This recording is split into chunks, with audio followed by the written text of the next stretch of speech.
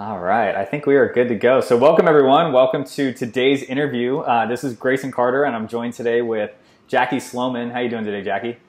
Hey, yeah, I'm good. No complaints. Good, good. So just to get us started off, Jackie's been a student of mine for probably a little over a year now. I need to look back exactly when we started working together. And so I just wanted to kind of drill into her story and some of the transformations that she's made over the last year, and find out where she started and what she's doing now and what's been working for her. So, Jackie, if you can kind of start us off, just give us a little overview of what it is that you do and who you are. Yeah, so obviously, like everyone else that's probably watching this, I'm a dietitian, and I am currently working in the field of helping wrestlers be able to make weight easily, improve performance, and just be better athletes. Awesome. So take us back, like maybe a year or two ago. What were you doing? Who were you working with, and like how the practice looked then? Yeah, so 2 years ago, I wasn't actually even in practice. I was working in a long-term care facility for about a year, and then fast forward, I started my practice about 6 months before we started working together, and it was just I would take and see anyone with any problem kind of type of situation, and to say that my client ratio was abysmal would probably be an understatement. I think maybe in the first 6 months that I was open with my office space and working, I probably saw about 2 people. Awesome. So, and how were you charging for your services back then? Yeah, so I was doing per hour. So it was like $175 for an initial visit, and then I don't even remember what it was after. I think it was like 60 or $70 for like a follow-up 45-minute appointment. And how was that working out? Not great. So people would kind of the people that did come, they kind of expected like a whole plan, a program, and results in that one initial meeting, and then they would usually just ghost after that and never show up. So it'd just be like 1 or 2 appointments, and then people would kind of disappear, and you'd hope for the next person to come along. Yeah, they would drop off, and they didn't give it enough time, so they wouldn't get the results they need, and then they'd be unhappy with my service as well. Absolutely. Got it. So, 6 months in, you said that was about when we started working together. That's when you joined the Profitable Practitioner. Yeah, so I think I actually joined at the very beginning of July last year. So like you said, it's been like just a bit over a year. Okay. And then what was that like? I remember looking back before we hopped on this interview, I think you might have been the quickest person to sell a program after joining. I want to say within like 24 hours, you would come in and sold your first $1,000 program within like 24 hours of joining the program. Do you remember that? Yeah. So I didn't really know the entirety of what your program was. I just kind of got the gist of like sell packages, and I just happened to have I think 2 new clients coming in that week, one the very next day. So I just kind of took that and went with it, and they did say yes. So that was probably, like a 12-hour turnaround. Yeah, that's awesome. I should tell everybody that one of the things I've always been so impressed with you is as soon as you like get something in your head, you just jump in and do it and kind of figure out all the details later. And I think that's partly why you've been as successful as you are so quickly, just because you jump in and take that action and kind of figure out all the details along the way. So that's awesome. So, okay, so you join the program, you start selling packages. Tell me about that. Like what were some of the big, like, I guess, tipping points for you, or what stands out to you as part of that process? I guess it's a lot of things. So it's just the automation of all of the different parts of it. So from having an automatic scheduler to kind of having that clarity call in place to weed out the good people from the bad people, and just having all of those different kind of things and structures set up. So that way, when I did hop on and kind of decide whether or not we're going to work together with someone, it made it so much easier and so much less stressful. And then, once people do sign up for a program, it's kind of like, hey, guess what? Like you just made a 12-week commitment. So now these people are so much more likely to show up and be successful. And that makes me feel better and looks good on me as well. Great. So it was really beneficial for both of you. It sounds like you're making more money, you're working with clients for longer, and then they're also more committed because they've paid a higher price point and they've committed to working with you for several weeks. Did you see like a difference in the results your clients got by switching to that model?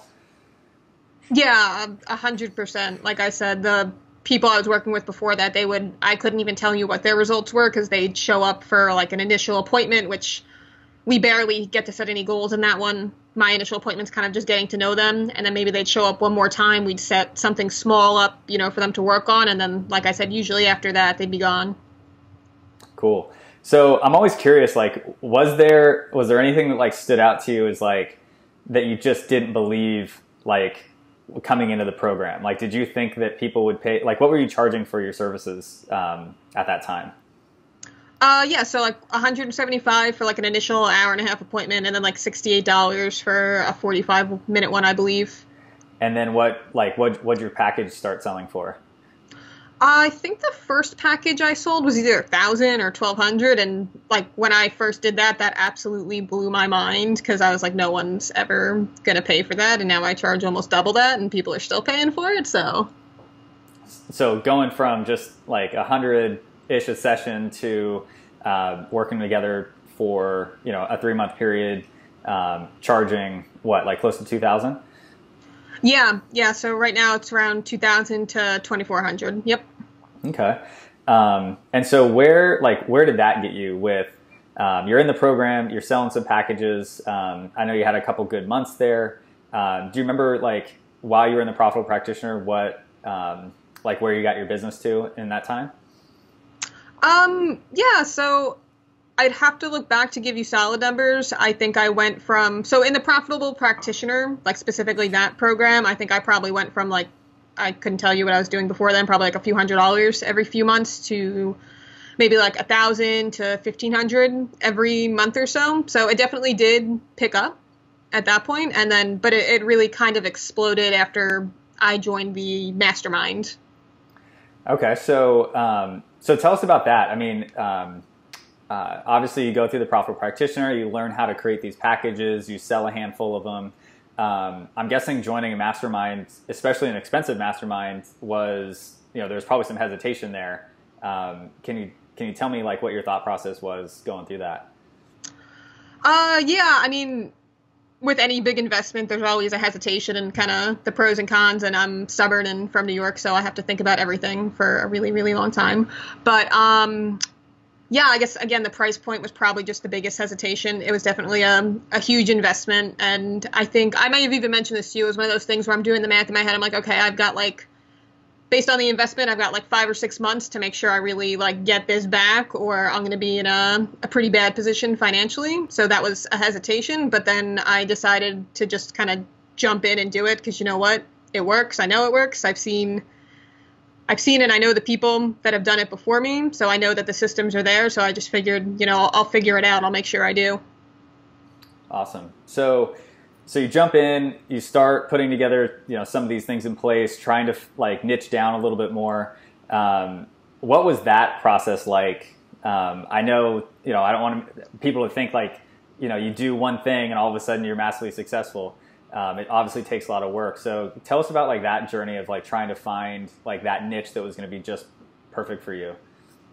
Yeah, absolutely. I mean, I'll be honest, it was like super hard and nerve-wracking and a little stressful for a while, and just kind of, it's just trial and error, based on some of like your previous trainings, I knew what to look for in a successful niche and kind of how to approach it. But after that, it's anyone's game. So you just kind of have to go in, do it, do your best, see what the results are, and then just, if it doesn't work, try something new until it does. And I think I kind of flip-flopped, and I probably could have gotten quicker results if I hadn't flip-flopped, but I think I flip-flopped between trying to pick a niche for a few months there. I have always wanted to work with athletes, and that's kind of like where my expertise is. So we were trying different stuff with that for a few months, and to be honest, it didn't work out great the first time once everything was set up, but then just went back to the drawing board and picked something else until it worked.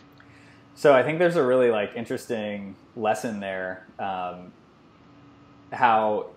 I knew you wanted to work with athletes. And so like when I remember you coming into the program, we started going after, was it high school athletes or was it college athletes when we were starting? So when we were starting, it was kind of like Before we started picking a niche, I was kind of just working with like anyone, so like weight loss people predominantly, and then probably college athletes, and then I think we started moving towards obstacle course racers, so those kind of adults, and then college athletes. So I've tried a few different things, yeah. So going from so like obstacle course racing to high school and college athletes, and it had some interest, but not really much traction there. But I think it was really interesting that, and this is probably where most people get caught up, is that you're looking at like all these different athletes, and you think like if I serve a lot of different people, that I'm going to have like a greater chance of getting clients. And it seems like your traction really, or your business really took off when you're like, okay, actually I need to narrow it down even more and just work with wrestlers.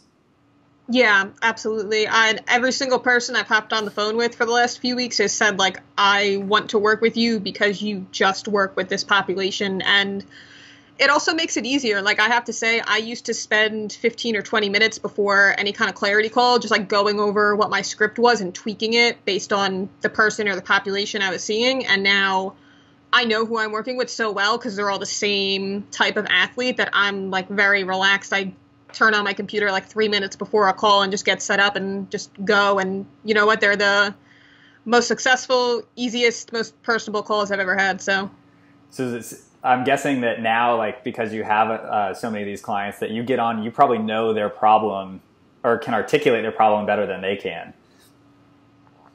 Yeah, I was just on the phone with someone before you, and they did sign up, so woo. But it was not their son, who was the person the program was for, couldn't join us. So I was, exactly like you said, I was describing what I thought her son's problem was, and she was like, wow, you just hit the nail on the head. I don't even think he realizes that. Yeah, that's pretty powerful. I forget exactly who said it, but it was some famous copywriter. It might have been Eugene Schwartz, that if you can describe the problem better than the prospect can, that they're automatically going to assume that you know how to solve it. So that makes total sense. Okay, so you start working with wrestlers. Tell me about that. Like I guess why wrestlers? Why is that? How'd you end up settling on that? I guess it's a few things. So I've worked with actually a decent amount of wrestlers in the past. So the last 4 or 5 years, mostly like local sports teams. So I kind of knew a lot about them in terms of just what their diet and their nutrition was. But also I think they're probably the easiest clients for me to serve because they've got really big problems around nutrition and weight and just everything related to it. They have physical problems. So it's not where you're trying to solve something that it's not like some kind of hidden disease or like maybe they'll feel better. They're going to see those results. So that's easy in that way because they can kind of see the physical success that they're getting. And I think the problems are also just the easiest for me to solve out of any athletes. I know exactly what they need to do and how to do it. So it's the most benefit for them and kind of the least work for me. That's great. I think it's interesting that I knew you kind of like mentioned wrestlers in the past, but it was almost like it was this like hidden competency for you, that it's like you can get such great results for these people, but it was almost like you just thought, no big deal. It's almost like we take for granted the things that we're best at. So I'm glad that kind of came to the surface and you're like, hey, I've worked with these people, I've gotten them great results. Let's just go out and do more of it. So I'm glad that you found that. Yeah, it's funny actually, now that you said that, I do remember we had like a whole 40-minute conversation almost a year ago about them, and I just passed it over. So yeah, absolutely. Mm-hmm. Sometimes the simplest solution's right in front of our face. So tell me about some of the results that you've gotten now that you just started working with these wrestlers, and kind of like what's the timeline, what have the results been, that sort of thing. Yeah, so typically, do you mean like results in terms of like business-wise or results for the clients? Okay. Well, both would be great, actually. Okay, yeah, so in terms of business, I am like teetering on the verge of shutting down my calendar, but I don't want to because it's been so fantastic. So in the last 3 weeks or so, I've signed up 11 people. I was just doing this math before. I've signed up 11 people, 18,000 in sales. I have a 65% closing rate right now on clarity calls in the last 3 weeks. I've got like 4 more scheduled between today and tomorrow. So those have been my results. Client results. So the first person, they're a little delayed, so I can't tell you like their end result yet. But so far, so good. I'm getting them into their first few weeks of their program, and everyone seems very happy. So be happy to update you then. Awesome. So you're like one sale away from would this be your first $20,000 month? Oh yeah, by far. That's great. And so did this take a lot of like paid advertising? Did this take, did you spend 10 grand to make 20? Like what did it take to actually get to this point? I think it's a combination of a few things. So it's funny because I did double check the woman that just signed up today, and she came from a blog post. So she did not come from my paid ads, but it's like 50-50. So it's been 50% organic. So I've been doing blog posts and throwing them in relevant Facebook groups for wrestlers and their parents. And then the Facebook ads seem to be doing really well this time around. So about half from there as well. Got it. And how much have you spent on ads to these wrestlers? Just for the wrestlers, I think we're up to about 450. So that number is like constantly changing. So it was like 300 last week, and then this week it's like $30 a day because I'm testing out, the different ad sets. So yeah, no, not even like maybe a little less than $400. Okay, so 400 to make 18,000 over 3 weeks. That seems. I'll take it. I would say that's a pretty good return on investment. So where do you see yourself going like next? Like what's the plan from here? So you're enrolling these clients. You've got obviously a strong demand for what you're doing. Where do you go next from here? Yeah, so that's a good question. So I'm trying to set this up to be as automated as possible right now. So that's kind of my goal, is instead of doing completely one-to-one with all of these people, because I'm not going to be able to serve them as well. So I won't be able to serve as many people as it seems like the demand is. I guess, kind of similar to what you do. So I'm going to have a course. I'm going to start implementing Q&A calls, then kind of do the one-to-one on an as-needed basis. That way I can serve and help more people. Got it. Yeah, I mean, I love that model, starting off like working one-on-one with people, really like understanding what their problems are, how to fix it, and then turning that into a more like leveraged delivery model, so that you're right. Like there's probably thousands of people out there right now that need your help today, and there's only one of you. So making your business run so that you are able to serve more people is just gonna allow you to serve a greater audience and make more impact. So I think that's awesome. All right. Anything else you want to, I guess, share, or anything interesting that you feel like people would want to know if they're considering changing up their practice, niching down more, anything like that?